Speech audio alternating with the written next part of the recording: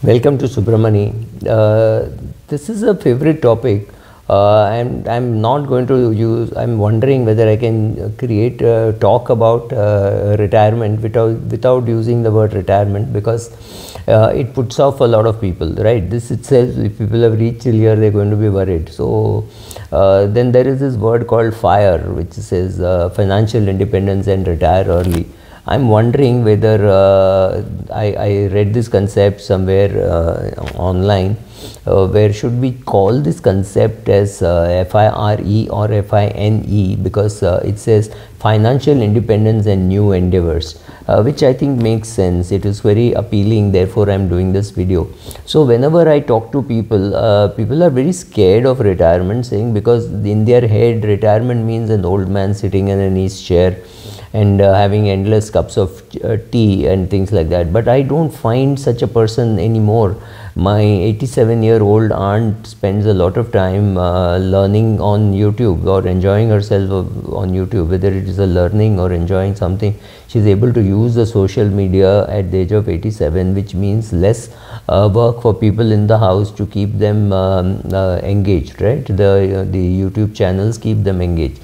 So if that happens at 87, why would you want to retire at 47 and not know what to do? So first of all, I think financial independence is something which we should all aim for. So my next book on retirement should say financial independence only, right? If you have financial independence, after that you can decide what to do. Somebody may decide to work more. 91-year-old doctor, I've seen a 91-year-old doctor in practice. It's his son's clinic or son's hospital. Where he comes, right? So he wants to, he's inquisitive, he's curious, he's learning, and he wants to be relevant, because that old age biggest fear is the biggest fear that people have is they're becoming irrelevant and their children dying before them. These are two things which worry old people. So you talk to anybody above 85, their biggest worry is this. They're saying, oh, my kids are getting older, I want to die before they die, right? That's the first thing that people want. So find out what you really want, because the retirement early, imagine a 42-year-old going and telling his wife that I'm going to retire, especially if her parents were from the government service, etc. She would be aghast. She would wonder what the hell are you saying.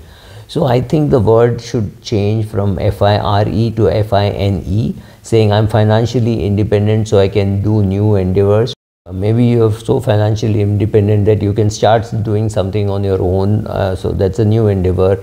Or you could do some physically more active, be mentally more active, but those are new endeavors. So don't say I'm financially independent so I am retiring early, because that word is a big put off for anybody. If you put off for a 22-year-old and for an 82-year-old. Imagine going and telling an 82-year-old that I'm going to retire at 42. It's going to be aghast, saying, what has happened to you? Are you mad?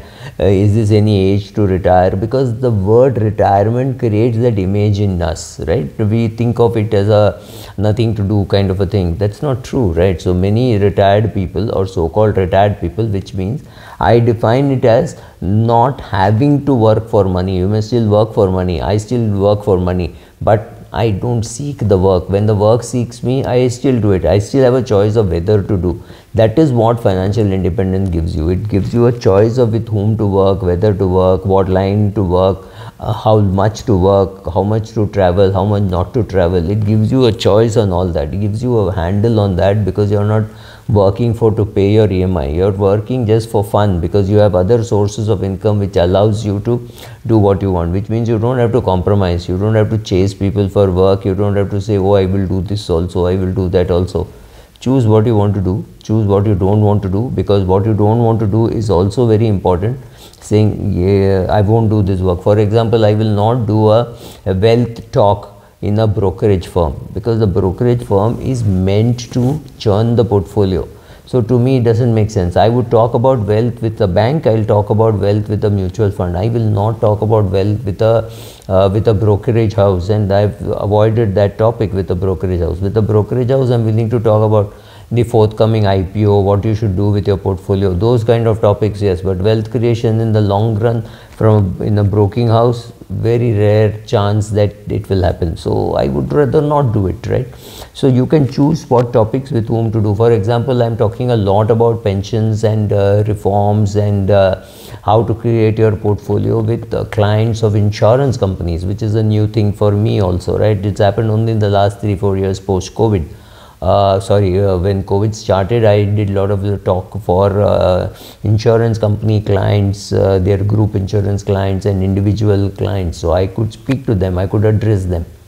So, and that is interesting, right? Retirement and all that is always interesting for me. So you choose what is your area, what you want to do, at what rate you want to do, or whether you want to do it free to establish yourself, whatever. Make all those things. So that's what I'm saying. Financially independent, therefore trying new endeavors, rather than financially independent, therefore retiring early. Many of us will not retire. We will die with our boots on. Well, that's what we hope. Thank you.